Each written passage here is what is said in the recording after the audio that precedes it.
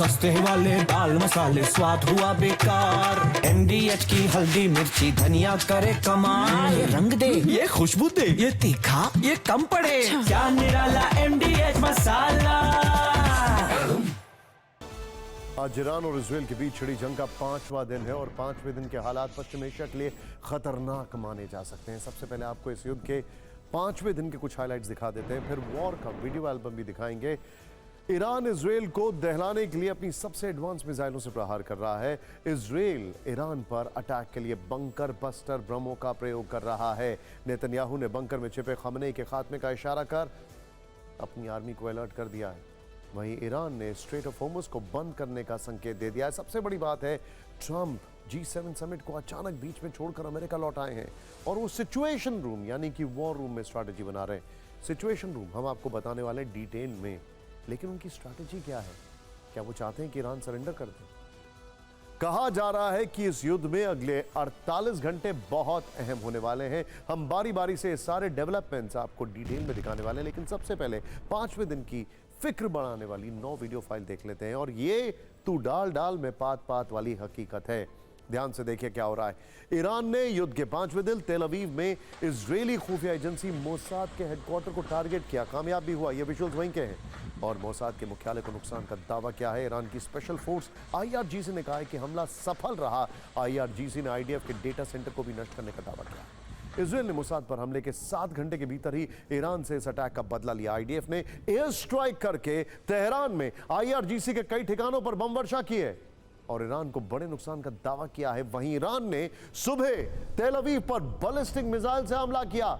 Iran ने 21 missile से Israel पर एक साथ अटैक कर दिया। यह नंबर 20 से 30 के बीच में है। वैसे इस भीषण हमले में इजराइल की एक 8 मंजिला इमारत पूरी तरह तबाह हो गई। वहीं IDF ने दावा किया है कि ईरान की दर्जनों मिसाइलों को इंटरसेप्ट भी कर लिया गया है। इजराइल ने इसके बाद ईरान के सुरक्षित बंकरों पर बंकर बस्टर बम गिराने शुरू किए। ये देखिए पहाड़ों में, और जिस तरीके से धुआं निकल रहा है उससे लग रहा है कि यहां पर कुछ एम्युनिशंस भी थे। IDF हमले में ईरान के कई बड़े बंकर तबाह होने का दावा है। इजराइल का मानना है कि ईरान के ऐसे ही किसी एक सुरक्षित बंकर में सुप्रीम लीडर खमनेई भी छिपे हुए हैं। तो फिर क्या ये ट्रेलर है खमनेई को मारने का?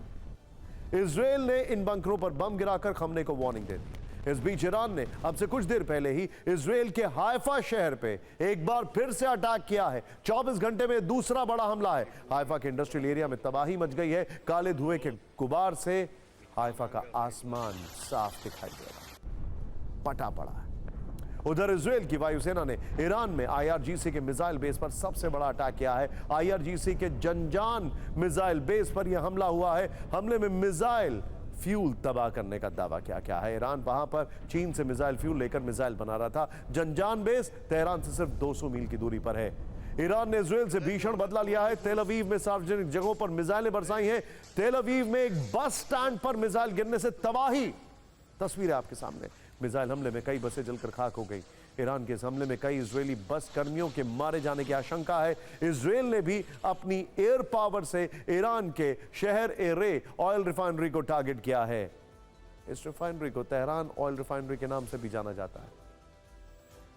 मुख्य शहर से इसकी दूरी 15 किलोमीटर है। दक्षिण तेहरान का हिस्सा है जो इजरायली हमलों में काफी तबाही का गवाह बना है। इससे पहले रात में ईरान ने इजराइल पर बैलिस्टिक मिसाइल से अटैक किया था। कई मिसाइलें एक साथ तेल अवीव की ओर लॉन्च की। यह वीडियो आसमान में जा रही पैसेंजर फ्लाइट से एक यात्री ने बनाया। देखिए जरा विजुअल। उस समय यह विमान दुबई के आसमान में था। अब सुनिए 5वें दिन ईरान, इजराइल और अमेरिका से इस जंगी शोले को और ज्यादा भड़काने वाले कैसे बयान सामने आए। अब आपको ट्रंप की सबसे बड़ी वार्निंग दिखाते हैं। तेहरान को तुरंत खाली करो। अगर आप ये सोच रहे हैं कि ट्रंप ने ये वार्निंग खमनेई या फिर ईरानी सत्ता को दी है, तो ये समझना जरूरी है कि तेहरान में इस समय जितने भी अमेरिकी लोग मौजूद हैं, ट्रंप ने अपील उन सभी अमेरिकी नागरिकों से की है। ट्रंप ने कहा है कि तेहरान में रहना बिल्कुल महफूज नहीं है। इसी तरह चीन ने भी अपने नागरिकों के लिए हाई लेवल की एडवाइजरी जारी कर दी है। चीन ने तेहरान में मौजूद अपने नागरिकों से फौरन शहर को छोड़ देने की अपील की है। चेक रिपब्लिक ने भी यह करना शुरू कर दिया है। दुनिया के 2 बड़े देशों की ये 2 बड़ी वार्निंग बड़ा इशारा कर रही है। तेहरान में कुछ बड़ा होने का इशारा एक और बड़े घटनाक्रम से मिल रहा है। प्रेसिडेंट ट्रंप G7 समिट में शामिल होने के लिए कनाडा पहुंचे थे, लेकिन उन्होंने G7 को बीच में छोड़कर वापस अमेरिका लौटने का फैसला किया। वो भी तब जब बड़ी बड़ी टैरिफ डील को लेकर उनका वहां पर मौजूद होना जरूरी था।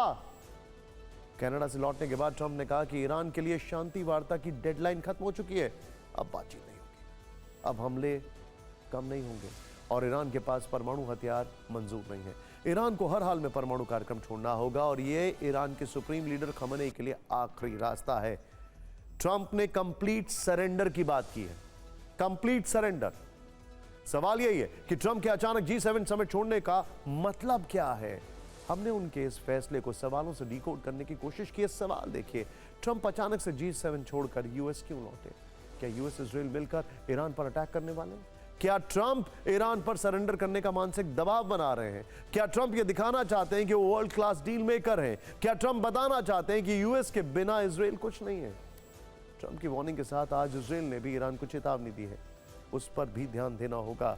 अमेरिका में इजराइल के राजदूत येचल लीटर ने ईरान इजराइल युद्ध पर एक विस्फोटक इंटरव्यू दिया है। यह इंटरव्यू बहुत वायरल है क्योंकि इसमें उन्होंने जो बातें कही हैं वो ईरान सरकार की नींद उड़ा सकती हैं। इस बयान को ठीक से समझने के लिए सबसे पहले आप पिछले वर्ष हिजबुल्लाह के लड़ाकों पर हुए पेजर अटैक का वीडियो देखिए।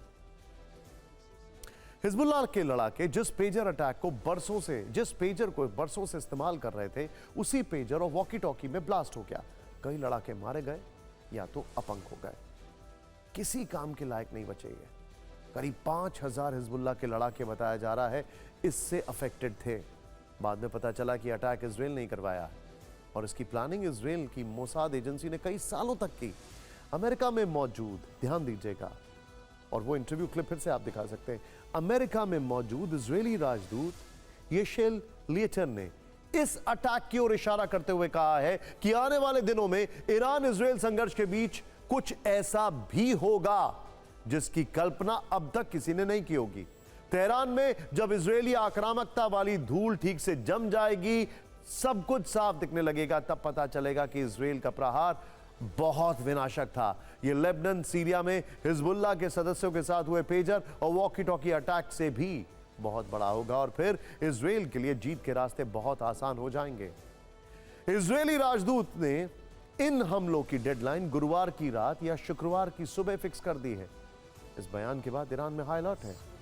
तेहरान से खबरें हैं, वीडियो देखिए आप। तेहरान से खबरें हैं कि सरकार ने सभी सुरक्षा बलों को तत्काल प्रभाव से पब्लिक नेटवर्क से जुड़े डिवाइसेस के इस्तेमाल पर पाबंदी लगा दी है। पैसे निकालने के लिए एटीएम के इस्तेमाल पर भी रोक लगा दी है। लोग कैश विड्रॉ नहीं कर पा रहे हैं। ईरान में कई एटीएम खराब भी बताए जा रहे हैं। ईरान की धड़कनें बढ़ाने वाले अमेरिका और इजराइल के धमाकेदार बयान आपको सुनना चाहिए। सस्ते वाले दाल मसाले स्वाद हुआ बेकार, MDH की हल्दी मिर्ची धनिया करे कमाल। ये रंग दे, ये खुशबू दे, ये तीखा, ये कम पड़े। क्या निराला MDH मसाला।